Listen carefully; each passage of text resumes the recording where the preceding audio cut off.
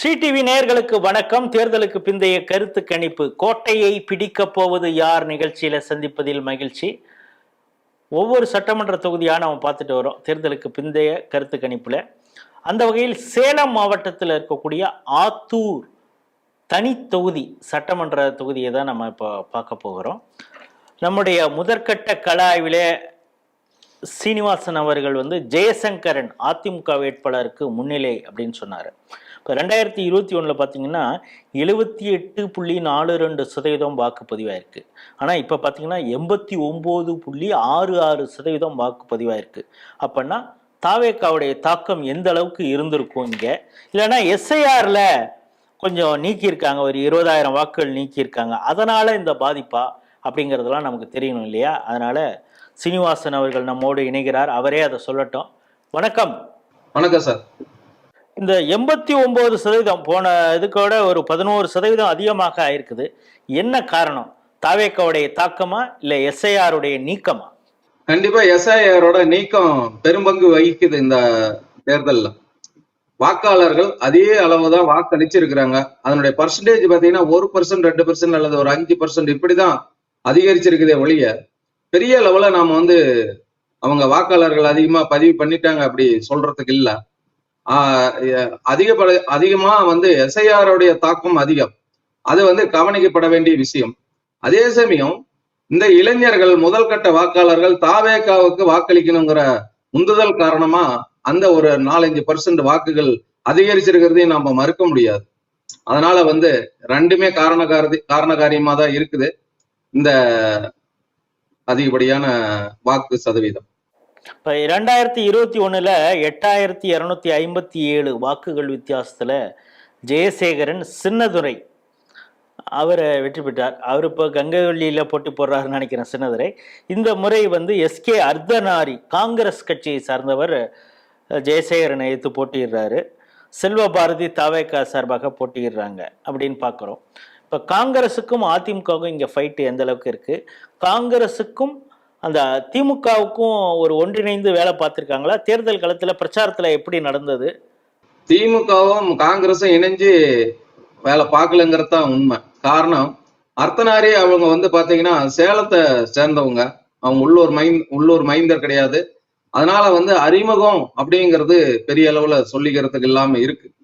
அதே மாதிரி ஜெயசங்கரன் ஆல்ரெடி ஏற்கனவே களம் கண்டவர், ஆத்தூர் சிட்டியை சேர்ந்தவர். இதுல என்னன்னு பாத்தீங்கன்னா ஓட்டுக்கு பாத்தீங்கன்னா 2 பேருமே தலா 1000 ரூபாய் ஓட்டுக்கு கொடுத்துருக்குறாங்க. இப்ப இதுல பணம் இல்லாம எலெக்ஷன் இல்ல.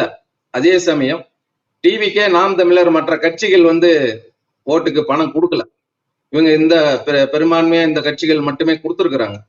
இருந்தாலும் கூட அர்த்தநாரி அவங்க பின்தங்கி தான் இருக்கிறாங்க. காரணம், அவங்க உள்ளூர் வேட்பாளருக்கு தான் ஆதரவு கொடுத்துருக்குறாங்க.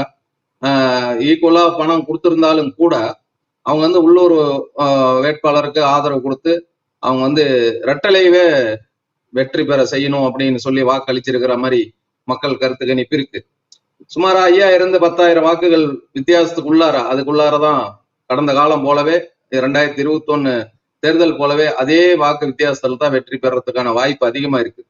இதுல கவனிக்கப்பட வேண்டிய விஷயம் என்னன்னு பாத்தீங்கன்னா, டிவிக்கே பாத்தீங்கன்னா 20,000-25,000 வாக்குகள் பெறாங்க. அது எல்லாம் காங்கிரஸோட வாக்குகளா கன்வெர்ட் ஆகுது.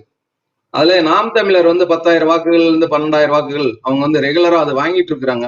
அது அவங்களுடைய பர்சன்டேஜ் அதிகம் ஆகல. இதுல புதிதாக டிவிக்கே மற்ற கட்சிகளுடைய வாக்குகளை பகிர்ந்து அவங்க எடுத்துக்கிறாங்க. அப்படியே எப்படி எடுத்தாலுமே ஆத்தூர் தொகுதியை பொறுத்த வரையில வெற்றி வாய்ப்பு ஏடிஎம்கேவுக்கு. ஓகே, இங்க 25,000 வாக்கு வரைக்கும் தாவேக்கா வாங்குவோம் அப்படிங்கிறீங்க. பெரும்பாலும் யாருடைய வாக்கு? இளைஞருடைய வாக்கு, ஃபர்ஸ்ட் டைமர் ஓட்டருங்கிறது புரியுது. வேற எந்தெந்த சமூகத்தினுடைய வாக்குகளை இவங்க அதிகமாக சாப்பிட்றாங்க? டிவிக்கே பொறுத்த வரையிலும் இங்க சமுதாயமோ மதமோ எதுவுமே இங்க வேலை செய்யல. காமனா அனைத்து வாக்காளர்களுமே, அனைத்து வயதுடைய பெண்களுமே வாக்களிக்கிறாங்க. மாவட்டம் முழுவதும் இதுதான் சூழ்நிலை. இந்த தொகுதியும் விதிவிலக்கு அல்ல. இங்க ஜாதியோ மதமோ இங்க எதுவும் கிடையாது.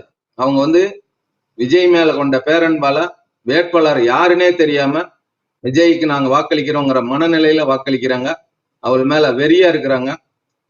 ஒரு சில வருந்தத்தக்க செய்திகளும் வருது. நான் வந்து தோத்து போயிட்டா குழந்தைகளை நான் வந்து விச வச்சு கொன்னுருவேன், புருஷனை கொன்னுருவேன் அப்படிங்கிறது 4ஆம் தேதி இது பார்த்தா தான் தெரியும். இவங்க என்ன மாதிரி ஒரு மனநிலைக்கு வர்றாங்கன்னு. ஆனா இது ஒரு ஒரு தவிர்க்க முடியாத ஒரு மன சங்கடமான ஒரு சூழ்நிலை தான் நிலவுது.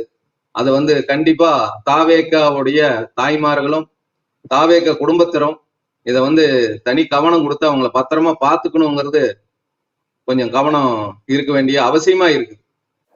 சேலம் மாவட்டம் ஆத்தூர் தனி தொகுதி, அந்த சட்டமன்ற தொகுதியை குறித்து தான் பார்த்தோம். நம்முடைய முதற்கட்ட கள ஆய்வு இங்கே மிகவும் சிறப்பாக நடந்தது. ஒவ்வொரு பகுதியாக போய் ஸ்ரீனிவாசன் அவர்கள் கள ஆய்வு மேற்கொண்டு பல தரவுகளை நம்ம ஃபஸ்ட் டைம் நம்ம சர்வே பண்ணப்பே எல்லாம் சொல்லியிருந்தார். அதன்படி தான் பிரச்சாரங்களும் நடந்து கொண்டு இருந்தது அப்படிங்கிறதையும் பார்க்குறோம். அப்பொழுதே அவர் ஜெயசங்கரன் அவருக்கு வந்து அவர் உள்ளூர் வேட்பாளர், அதனால் மக்களிடம் அவருக்கு தான் செல்வாக்கு இருக்கிறது. அர்த்தநாரி அவர் நகரப்பகுதியிலேருந்து இங்கே வராரு, சேலத்துலேருந்து, அதனால் அவருக்கு இங்கே எடுபடாது அப்படின்னு சொல்லியிருந்தார். இப்பொழுது இந்த பிரச்சாரத்தின் போதும் அது எதிரொலிச்சிருக்கு அப்படிங்கிறத பார்க்குறோம். திமுகவிற்கும் காங்கிரஸ் கட்சிக்கும் மிகப்பெரிய அளவு ஒருங்கிணைப்போடு இங்கே வேலை செய்யலை அப்படிங்கிறதும், 2 கட்சியும் காசு கொடுத்துருக்காங்க, ஆனாலும் ஜெயசங்கரனுக்கு ஒரு நன்மதிப்பு அந்த பகுதியில் இருக்கிறதுனால மீண்டும் அவரே வெற்றி பெறுவார். சென்ற முறை 8000 வாக்குகள் வித்தியாசத்தில் வெற்றி பெற்றார்.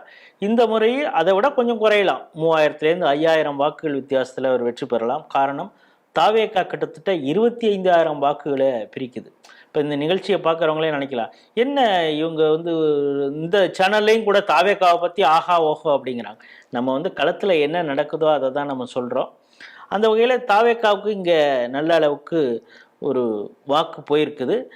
இப்போ என்னன்னா, நம்ம ஃபஸ்ட் டைம் ஓட்டர்ஸ் தாவேகாவுக்கு போடுவாங்க அப்படின்னு நினச்சா எல்லா தரப்பு மக்களும் போட்டிருக்காங்க, எல்லா ஜாதியை சார்ந்தவர்களும் போட்டிருக்காங்க, எல்லா மதத்தை சார்ந்தவர்களும் போட்டிருக்காங்க அப்படிங்கிறதும், ஏஜ் வித்தியாசம் இல்லாமல் போட்டிருக்காங்க அப்படிங்கிறதும், திமுக பெண்களின் வாக்கு, இந்த மகளிர் உரிமை தொகை அடாக்கா 5000 கொடுத்தது, இதெல்லாம் தங்களுக்கு சாதகமாக இருக்கும்னு நினைக்கிற பட்சத்தில் பெண்களுடைய வாக்கு கிட்டத்தட்ட ஒரு 50 வயதுக்கு மதிக்கத்தக்க அந்த அளவில் இருக்கிறவங்க கூட தவேகாவுக்கு அதிகமாக வாக்கு போட்டிருக்காங்க. அதனால எங்களால் ஒரு அனலைஸ் பண்ண முடியல, இந்த வயசில் இருக்கிறவங்க தான் தவேகாவுக்கு போட்டிருக்கான்னு எங்களால் சொல்ல முடியல அப்படின்னு கள ஆய்வில் ஈடுபட்ட சீனிவாசன் அவர்கள் சொல்றாரு. ஆகவே இது இந்த கணக்கில் வைத்து பார்த்தாலும் அதிமுகவுக்கு தான் சாதகமாக இருக்கிறது. ஜெயசங்கரன் வெற்றி பெறுவார் அப்படிங்கிறதை திடமாக அவர் சொல்கிறார். ஆத்தூர் தனி தொகுதி இலை துளிர்க்கும் அப்படிங்கிறது தான் ஸ்ரீடிவியுடைய தேர்தலுக்கு பிந்தைய கருத்து கணிப்பு. மீண்டும் வேறொரு சட்டமன்ற தொகுதியில் சந்திப்போம். நன்றி, வணக்கம்.